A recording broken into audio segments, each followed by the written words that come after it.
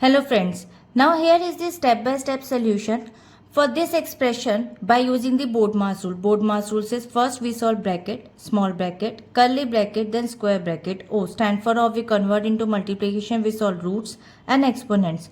D stands for division, M stands for multiplication, A stands for addition, S stands for subtraction. Now according to this BODMAS sequence, we'll break it down this expression by the step-by-step solution. Now the first step, solve the innermost parenthesis and exponent. Now calculate first 5 plus 3 is equals to 8. Evaluate the exponent also, 4 power square. 4 into 4 is equals to 16. According to this first step, brackets and orders hold the highest priority. And now the expression becomes 64 divided by 16 plus curly braces 8 multiply by 8 and then curly braces square bracket of minus 10.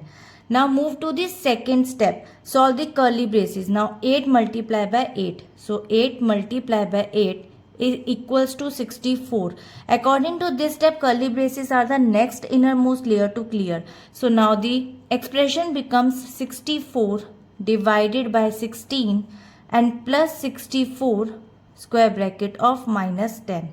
Move to third step. Divide inside the square brackets. According to this, divide it first and then 4 is the result. Inside the square brackets, division takes the priority over the addition.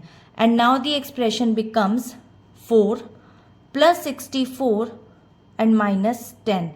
Move to fourth step. Complete the operation inside the square bracket. Now add the values.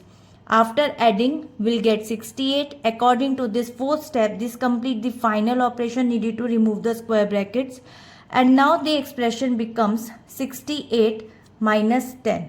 So now move to the final step, subtraction. Now subtract the value 68 minus 10 is equals to 58.